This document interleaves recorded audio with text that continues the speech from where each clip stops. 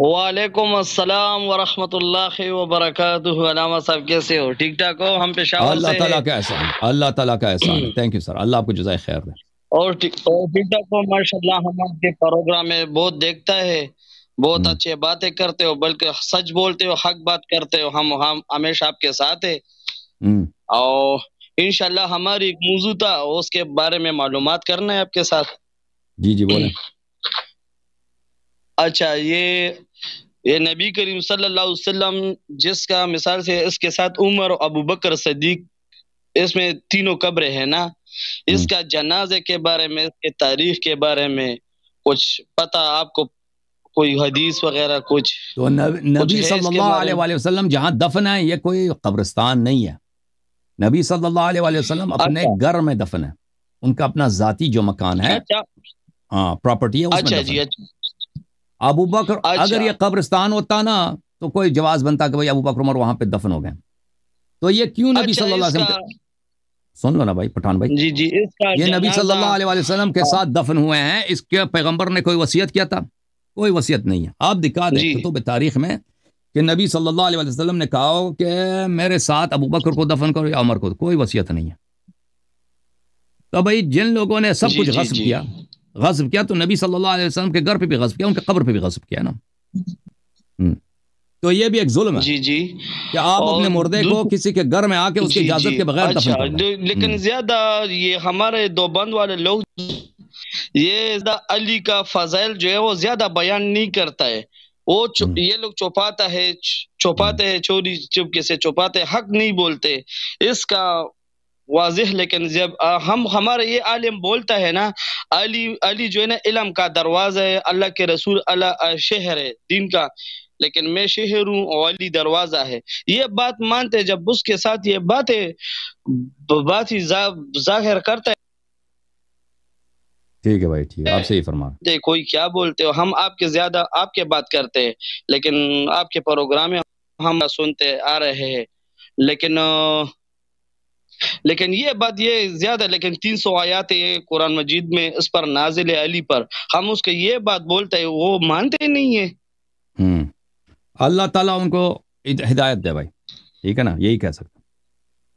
اچھا، اور دوسری سوال یہی ہے نا، یہ نبی کریم صلی اللہ علیہ وسلم 1400 سال پہلے جب ہم مسلمان آ رہے ہیں نا ادھر سے، لیکن آپ لوگ جو نماز پڑھتے ہو نا، اس میں ایک گول پتھر ہے، کربلا ایک گول پتھر ہے، مٹی پہ ہم سجدہ کرتے ہیں، ٹھیک ہے نا، اس کے، لیکن ادھر سے جب نماز آ رہے وہ الگ ہے، اور ادھر سے جب آپ لوگ نماز پڑھتے ہو نا بغیر ہاتھوں سے، اس جیسے پتھر گول پتھر ہے اس پر آپ لوگ سجدہ رکھتے، اس کا مقصد کیا ہے؟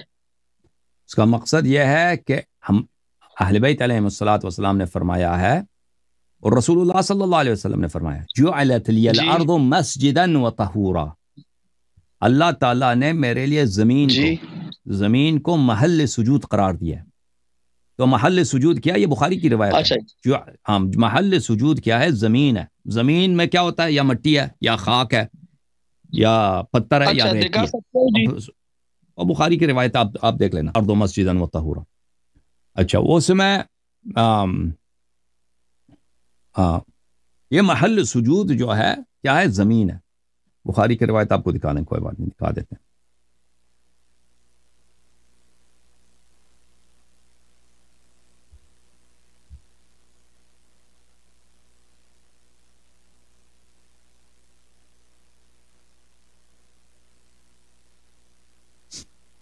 محترم ناظرین، یہ بخاری ہے، چاپ دار احیاء التراث العربی، 2001 میں بیروت لبنان میں چھپی ہے۔ یہ کتاب التیمم ہے۔ وَجُعِلَتْ لِيَ الْأَرْضُ مَسْجِدًا وَطَهُورًا، ارض میرے لیے محل سجود ہے۔ محل سجود کیا ہے؟ ارض کس کو بولتے ہیں؟ زمین کو۔ زمین یا پتھر ہے، یا ریت ہے، یا مٹی ہے، ٹھیک ہے نا۔ آپ فرش پہ سجدہ کریں، یہ فرش زمین نہیں ہے، ٹھیک ہے نا۔ اہل بیت طاہرین علیہ السلام نے فرمایا ہے کہ 3 چیزوں پہ آپ سجدہ نہیں کر سکتے، یہ کیونکہ یہ دنیا والوں کے رب ہیں، دنیا والوں کا الہ ہے، دنیا والوں کا معبود ہے۔ وہ کیا ہے؟ ایک جو مہنگی پتھریں زمین سے نکالی جاتے ہیں، معدنیات، مثلا سونا ہے، چاندی ہے، یا قیمتی جو پتھر ہے، یہ دنیا والوں کا الہ ہے. دوسرا جس چیز پہ سجدہ نہیں کر سکتے وہ کپڑا ہے، پہننے والی چیزیں. یہ دنیا والے اس سے عیش کرتے ہیں، یہ ان کا معبود ہے. اور تیسرا کھانے کی چیزیں، یہ دنیا والوں کا معبود ہے. اہل دنیا ان کی عبادت کر، زندگی ان کی اسی لیے گزرتی ہے. تو ان چیزوں پہ سجدہ نہیں کر سکتے. اس کے علاوہ ہر چیز پہ سجدہ کر سکتے ہیں، لیکن بہترین چیز کیا ہے؟ زمین ہے، مٹی ہے. مٹی اور مٹی جو ہے، کیونکہ سجدے کا مطلب کیا کہ انسان اپنے آپ کو ذلیل کر دیتا ہے، چھوٹا کر دیتا ہے. تذلل کا نام ہے اللہ کے سامنے، کہ سب سے پیارا جو حصہ ہے انسان کا چہرہ، اس کو آپ خاک پہ رکھ دیں تو اس میں زیادہ تذلل ہے. اس میں زیادہ اپنے نفس کی تصغیر اور تحقیر اور اللہ کے سامنے اپنے آپ کو چھوٹا کرنا ہے. تو مٹی پہ ہونی چاہیے، ٹھیک ہے نا. تو ہمارے مذہب میں مٹی دوسروں چیزوں سے بہتر ہے. اور مٹی میں سب سے بہترین مٹی جو ہے کربلا کی مٹی ہے. کربلا کی مٹی ہے. حضرت امام جعفر صادق علیہ السلام کی حدیث ہے کہ اگر کوئی شخص کربلا کی مٹی پہ سجدہ کر دیتا ہے تو اس کے جو نماز ہے، نماز جب انسان پڑھ لیتا ہے تو وہ مختلف چیک پوائنٹ سے گزرتا ہے. 7 چیک پوائنٹ ہوتے ہیں. ملائکہ طہارت چیک کرتے ہیں، قرات چیک کرتے ہیں، وقت چیک کرتے ہیں، شرائط خلوص وغیرہ چیک کرتے ہیں، اللہ کے پاس جاتا ہے. لیکن اگر کوئی کربلا کی مٹی پہ نماز پڑھے تو امام حسین علیہ السلام کی برکت کی وجہ سے، ان کی شرافت کی وجہ سے اور ان کے احترام میں ملائکہ اس نماز کو چیک نہیں کرتے، وہ سیدھا چلا جاتا ہے اللہ تعالیٰ کے پاس نماز. تو یہ کربلا کی مٹی کی اہمیت ہے. تو ہم جس ٹکی پہ ہم سجدہ کرتے ہیں وہ کربلا کی مٹی ہو، کوئی چیز نہیں. کربلا سے کی مٹی ہوتی ہے، پانی سے ملا کے اس کو سخت بنایا جاتا ہے، اس پہ ہم سجدہ کرتے ہیں. اگر کوئی اس سے پانی نہ ملائے نا، ٹکی نہ بنائے، وہ اوپن رکھ دے، کھلا ہوا مٹی ہو، یعنی پاؤڈر کی شکل میں جیسے مٹی ہوتی، وہ بھی کوئی حرج نہیں ہے. لیکن اس کو رکھنا مشکل ہوتا ہے، اس کی حفاظت کرنا مشکل ہوتا ہے اس طرح سے، ٹھیک ہے نا. تو ہم کس پہ سجدہ کرتے ہیں؟ مٹی پہ. اس لیے سجدہ کرتے ہیں کیونکہ اس کو دیکھیں، میں آپ کو دکھا دوں.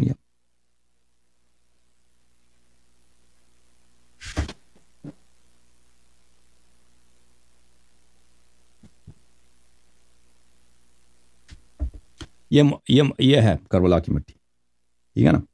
یہ میرے ہاتھ میں، اس پہ ہم سجدہ کرتے ہیں. یہ مٹی ہے، ٹھیک ہے نا. یہ مٹی ہے. اس پہ اب یہ مختلف انداز میں ہوتا ہے، گول ہوتا ہے یا مستطیل ہوتا ہے، ریکٹینگولر ہوتا ہے، سرکولر ہوتا ہے، اس سے فرق نہیں پڑتا. اس پہ سجدہ کرتے ہیں. یہ مٹی ہے، اس کو پانی سے ملا کے اس کو سخت کیا جاتا ہے تاکہ اس کی حفاظت کرنا، رکھنا آسان ہو. وَإِلَّا اگر کوئی تھیلے میں آ کے رکھ دے نا، مٹی کربلا کی مٹی لا دے تھیلے میں، اس کو اپنی جانماز پہ رکھ دے، اس پہ سجدہ کیا، کوئی مشکل نہیں ہے. لیکن اس کو حفاظت کرنا اس کا مشکل ہوتا ہے. اوکے میرے بھائی پٹھان بھائی، اللہ آپ کو جزائے خیر دے.